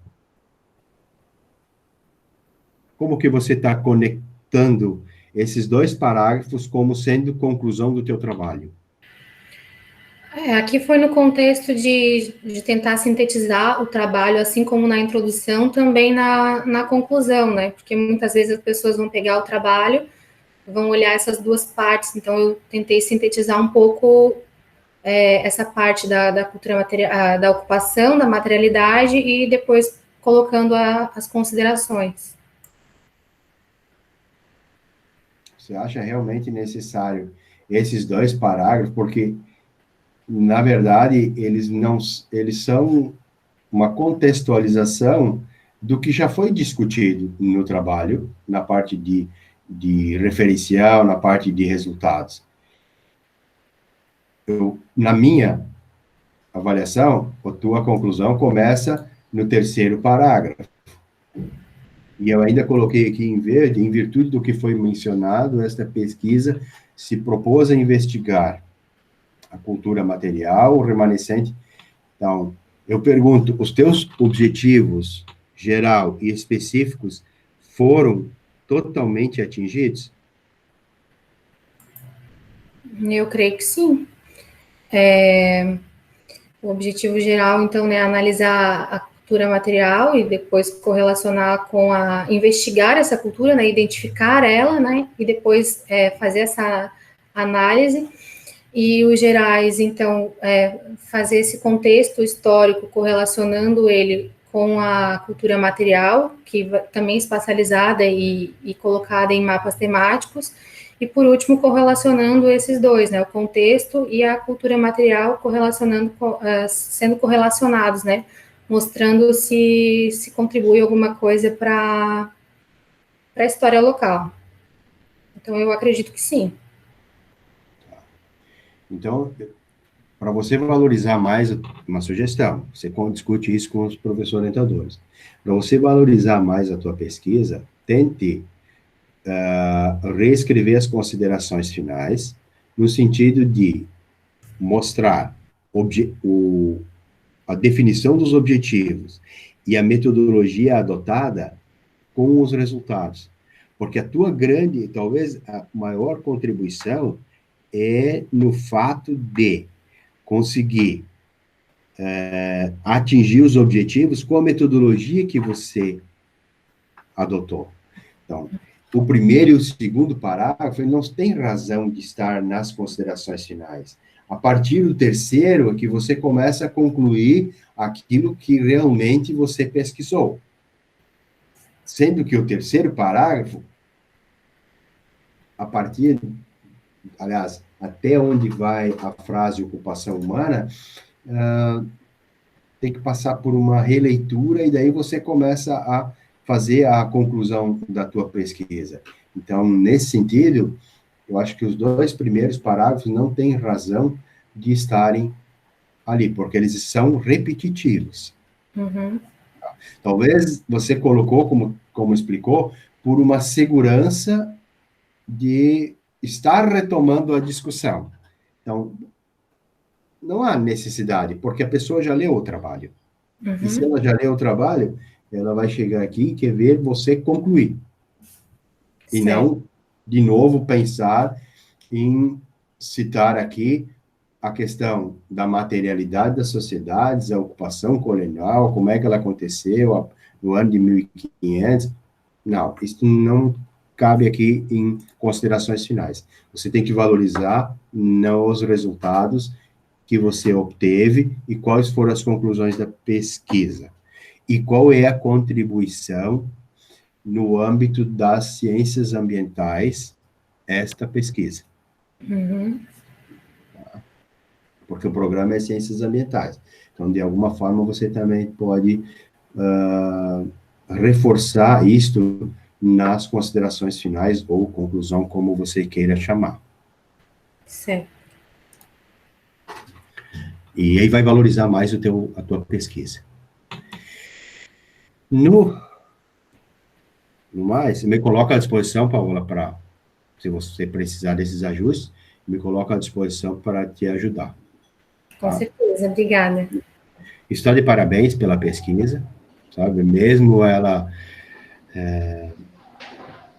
em determinados momentos eu vi que estava meio atrapalhado, mas a pesquisa tem mérito, e o professor Marlon, que é especialista, doutor nessa área, registrou e pontuou o que realmente a pesquisa tem mérito, tem valor e vai render uma boa publicação. Ok? Meus parabéns, Juliano, parabéns pela orientação. Tá. Muito obrigado, professor Nilson. Paula, quer falar mais alguma coisa referente à fala do professor Nilson? Não, acho que é isso. Tá. Só agradecer depois. Tá. Então, obrigado novamente, professor Nilson, professor Marlon. Eu vou quebrar o protocolo antes de dar sequência.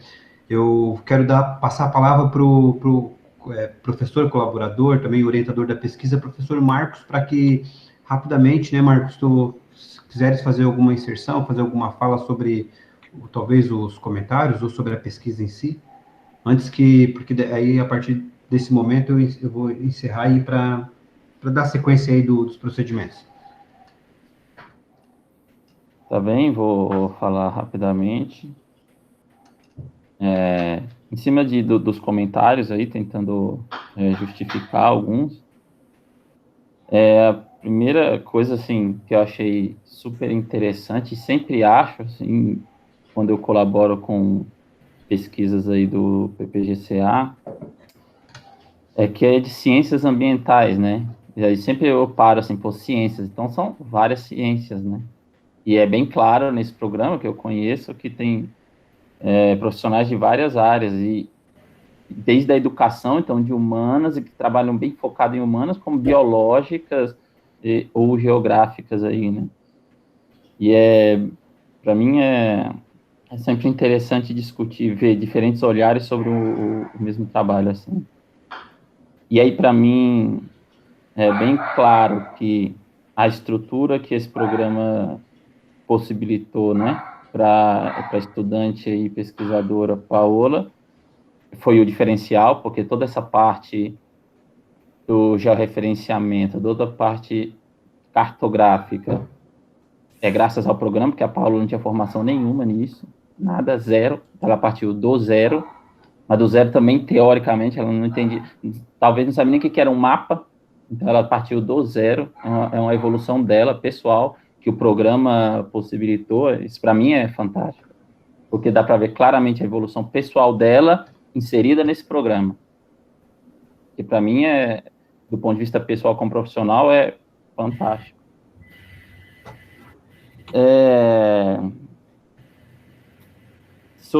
Vou de trás para frente, porque eu fui anotando aqui, sobre os objetivos, né, que o professor Nilson colocou ali, perguntou se foram alcançados, né, para colocar mais claramente, com força nas considerações finais, né, mais segurança e tal. Realmente, eu acho que os 2 primeiros parágrafos, eu peguei quando eu li como uma segurança discursiva mesmo, como o senhor mesmo vê, ela volta, né, eu acho que é um estilo do historiador, então vamos voltar ao início e vir com essa segurança discursiva, trazer primeiro esse discurso para depois apresentar a conclusão aí, as considerações finais aí. Para mim, os objetivos foram claramente alcançados e também suplantados, né? Apareceram várias questões que a gente nem tinha pensado no início disso. Muitas descobertas aí vieram posteriormente ao início da pesquisa. A coisa sobre a ocupação pré-colonial e colonial realmente é clara, a Paola respondeu, o grupo de pesquisa, né, e o projeto Aeron, ele nasceu da preocupação pré-colonial, muito maior do que com a colonial, a gente sempre focou mais na pré-colonial por causa da formação dos pesquisadores, e o objeto de pesquisa de cada um, então realmente apareceu, e para mim, é uma coisa pessoal que foi além do trabalho da Paola me veio, que é fantástico, né? A grande ruptura histórica, onde a materialidade se apresenta como documento dessa ruptura, está entre o pré-colonial e colonial. Então, já trazendo como a problemática do grupo de pesquisa do Aeron, por quê? Pegando a materialidade como documento, você tem nela uma pujança de ocupação pré-colonial com centenas de sítios e milhares de fragmentos que representam essa ocupação. Você tem uma ruptura material, você não encontra mais nada relativo a esse hábito de vida, e depois você começa a surgir nessa mesma paisagem indícios de um novo sistema de ocupação, o que corrobora, o que se encaixa certinho no marco teórico da Paola, que é a longa duração, que há anos que eu não lia e eu gostei muito de voltar a ler sobre isso, que para mim era maravilhoso ler esse trabalho, mais ou menos como perto de uma linha formativa do Marlon, né, que estava muito bem amarrado, então eu fiquei bem feliz. Da questão da categorização das cotas, eu achei muito boa essa colocação do Nilson, porque eu não tinha nem pensado. não tinha pensado do ponto de vista metodológico, né? Como que você construir uma episometria, ou um MDT, ou um mapa topográfico, né? Você escolhe a categorização, né? E ela tem que dizer algo, né? Você tem que dizer por que você escolheu, né? Categorizar assim, achei muito interessante. E realmente, aí depois começou, a gente pode fazer entre 0 e 1, entre 2 e 3. Aí eu comecei a pensar rapidamente aqui, né? O 0,1, obviamente, é interessante, porque vai marcar aí a influência do nível eustático aí local, né? Atual. Sempre conversando com o paleoambiental. Entre 2 e 3 é interessante, porque mais ou menos entre essas cotas que está representado o início da formação do último terraço, né? Quando tem, depois da última transgressão vem a última regressão e começa a formar esse último terraço. Talvez entre 7 e 25, porque, mais ou menos, de cabeça aqui, é onde está marcado a cota das dunas pleistocênicas ali em volta da lagoa. Então, é um marco geográfico muito importante na paisagem. E talvez acima de 25, porque aí vai pegar o Morro dos Macacos, praticamente, né? Pega um pouco das dunas, talvez, mas o Morro dos Macacos, que é uma outra feição aí geomorfológica, né? E também é o marco, pelo menos do ponto de vista dos resultados, é o marco na paisagem mais importante em densidade de ocupações. Claro, provavelmente pela tipia da preservação, porque ele se virou uma RPPN, né? Eu acho que é uma RPPN, e está mais preservada a cultura material ali, né? Colonial. Eu gostei muito da questão que o Marlon colocou, que eu anotei exatamente o marco temporal 1808, esse Porto das Nações Amigas aí, que estaria associado aí à chegada das fazendas portuguesas, eu não sabia disso, e eu gosto muito dos marcos temporais, né, para entender esse sistema de ocupação, e para mim é fantástico, porque esses marcos vão se encaixar na leitura da longa duração aí, dessa ocupação. Na questão da escravidão, da falta da materialidade, né? Isso pegou a Paola e me pegou também, porque a gente estava procurando a materialidade, né? A gente não encontrou. Eu fiz os trabalhos de campo parte dos trabalhos de campo com a Paola, né? Só que realmente, se a gente mudar um pouquinho o olhar, né? A gente vê, mas eles estavam ali, né? Com certeza, né? E aí, sobre a qualidade, né, quantitativa, que a qualitativa tá presente, mas a quantitativa da materialidade, né, que a Paola encontrou. No meu ponto de vista, e é o que eu tentei passar para a Paola, sobre até onde a gente pode discutir em cima dessa materialidade, é que, levando em consideração a metodologia utilizada de averiguação, de constatação dessa materialidade, né, e aí, posterior análise, ela é fortuita. E ela é indiciária ainda. Ela indica, né, ela está indicando, olha, tá ali. A partir dela que a gente, ou seja, igual o professor Marlon falou, né, então, se a gente fizer as escavações, aí a gente vai, com certeza, acessar a dados quantitativos que vão gerar aí maior força documental sobre estilos específicos de cerâmica, de vidraria, ou seja, materialidade colonial aí da região. Sobre a contextualização teórica da Paola, o Marlon totalmente colocou, isso é 100% praticamente da Paola, não foi eu que indiquei isso, não foi o professor Juliano que indicou. A gente tem as nossas visões teóricas que há muito tempo fogem de Braudel, a gente está muito mais ligado à arqueologia pré-colonial, tal. Ela, que deu para ver que foi uma coisa que ela sentia, ela vinha e me procurava, mas eu estou sentindo falta de um marco teórico, de uma questão teórica, e eu sou, o professor Marlon conhece mais ainda, eu sou muito mais prático, vamos resolver isso rápido, vamos aqui nos autores, ela ainda sentia falta de um marco teórico que norteasse. E aí depois ela me veio com esse texto também maravilhoso, isso aí é dela, não é meu, não é do Juliano, a gente só praticamente colaborou, mas é totalmente associado a ela como pesquisadora mesmo. E pronto, mais ou menos é isso aí que eu tinha para colocar. Foi um prazer ter orientado aí a Paola. E eu que me afastei da história desde a minha formação, praticamente, depois que eu me formei, eu entrei cada vez mais nas geociências, né? E hoje trabalho com paleoambientes e geoarqueologia, né? Fazendo parte hoje de um núcleo de pesquisas paleoambientais, então me afastei cada vez mais. E o trabalho da Paola, a nível de mestrado dos que eu orientei e co-orientei, é de longe o melhor e o que me deu mais prazer de ler. É um ótimo trabalho, então a qualidade é muito, muito grande.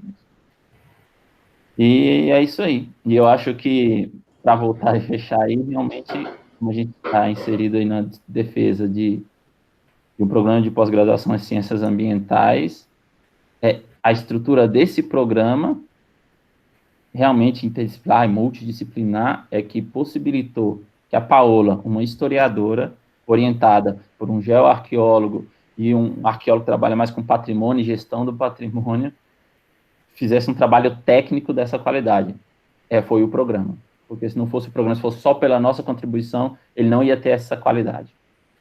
E, obviamente, está associado aqui à estrutura do laboratório do professor Nilson aí, que claramente deu uma contribuição significativa aí.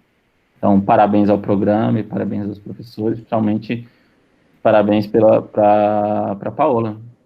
Eu fiquei impressionado. Parabéns. Obrigado, professor Marcos. Obrigado pela... Paola, tu quer falar alguma coisa para o Marcos? Eu só quero agradecer, né, o Marcos. Acho que eu já botei, já escrevi lá nos agradecimentos, né, mas o Marcos, ele tem um poder de, às vezes eu chegava para ele desesperada, né, e ele, calma, tipo, sabe, falava uma palavra assim que pronto, acabou, resolvia meu problema, assim, muito rápido. Então, só agradecer mesmo. Ok, obrigado, então, Marcos. Então, antes de a gente passar para a sala de decisão ali, eu quero concordar com tudo que o professor Marcos falou, já agradecer por essa parceria aí que a gente tem desde 2013, né, Marcos?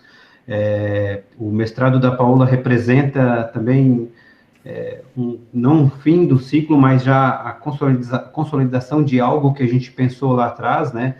Essa ideia de um provável grupo que pudesse potencializar as pesquisas de arqueologia da região. É claro que a gente sempre focando numa arqueologia, né, de povos originários, ou uma arqueologia pré-colonial, ou uma arqueologia indígena, né, que é dentro da nossa formação, tirando o trabalho de conclusão de curso do Edson Zilli, que fez um mapeamento aí das estruturas dos tropeiros, mas a Paola, que com o mestrado, representa aí, eu acho que a consolidação de algo que a gente pensou lá atrás.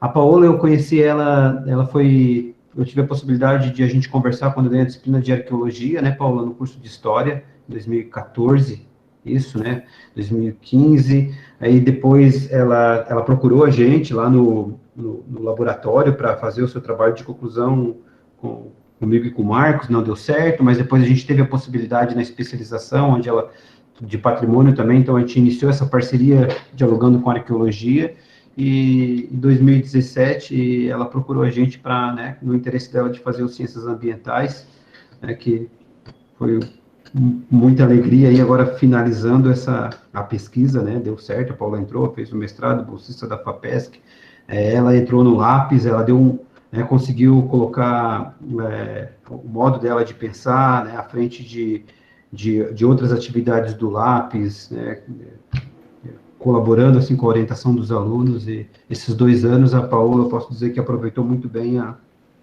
bolsa que ela teve, né, tanto que se consolida como uma pesquisadora dentro de um laboratório de que nunca tinha trabalhado com arqueologia histórica, a gente nunca trabalhou com arqueologia histórica. A Paola percebeu aí essa pegada, né, quando ela veio falar comigo, a gente conversou com o Marcos, a gente propôs para ela potencializar, né, talvez a gente não pensava que daria esse resultado, porque a gente teria essa dificuldade no elemento de cultura de material de arqueologia histórica, mas a a Paula concordou com a ideia e hoje a gente está aí o resultado, né, de uma excelente pesquisa. Claro que outros pesquisadores foram fundamental, né, Paola, nessa pesquisa aí, como você diz mesmo no agradecimento, né, seus amigos da arqueologia histórica, né, e outros pesquisadores que participaram do campo, o professor Nilson, junto com o seu laboratório, né, os outros pesquisadores do laboratório que foram fundamental aí para consolidar essa pesquisa. Então, é isso que o professor Marcos falou mesmo, a pesquisa é a cara da Paola, os textos são a Paola, a forma de encaminhamento da pesquisa é a Paola. Eu sempre digo para ela que ela, né, tem que ser mais empoderada, porque ela tem uma excelente pesquisa, é uma brilhante pesquisadora e talvez faltaria isso para ser a cereja do bolo aí, para não ter medo de nada, porque está no caminho, tá, Paola? Tá, então, assim, agora eu solicito ao professor Nilson e ao professor Marlon para que a gente saia junto dessa sala, para que vocês entrem naquele link que eu passei para vocês, tá? Para a gente conversar sobre a questão da decisão, e depois nós três, tá, professor Marcos? Eu enviei para o seu e-mail também o link, aí depois nós retornamos aqui para a sala, tá, Paola? Certo. Tá, então a gente já volta.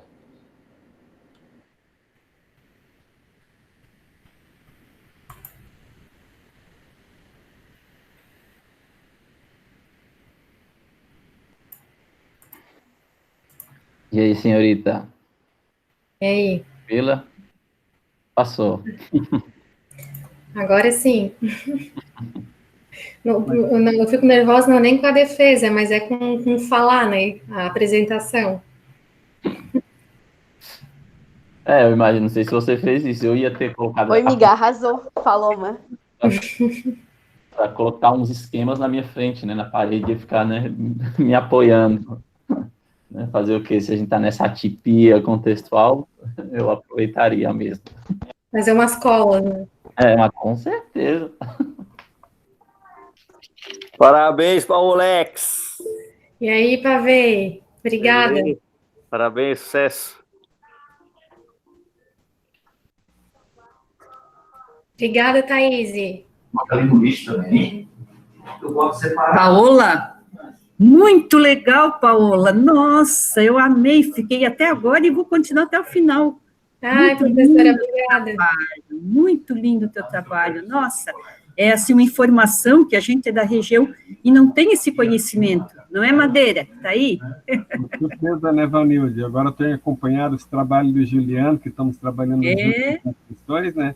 Ele me fez o convite e óbvio que eu não me furtei, né? Conhecer as questões da nossa região é extremamente importante.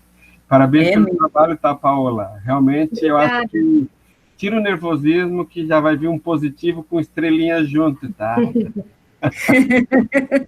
É mesmo, tudo tranquilo. Isso aí. Só esperar. Muito obrigada, professora. Ô, Paola, tanto mapa para eles falar, eles foram cismar com o mapa epiciométrico. Então, né, um serviço aí para nós depois. Vou te chamar. Pra nós nada.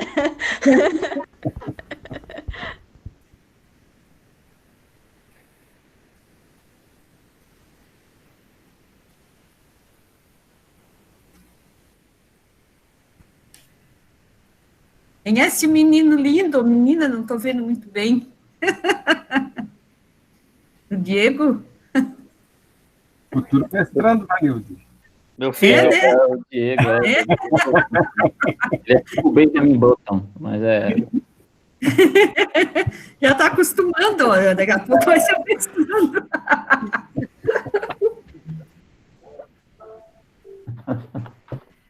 Tá grandão, né, Pavê? Tá gigante. Pedrito. Nossa. Terrorista. Deve ser legal na hora que ele puxa o cabo do computador, né? Ah, maravilha. Ele sobe do computador, né, agora. Deixa. Tá que nem, parece um gato, cara, tá mexendo no computador, ele vai subir em cima.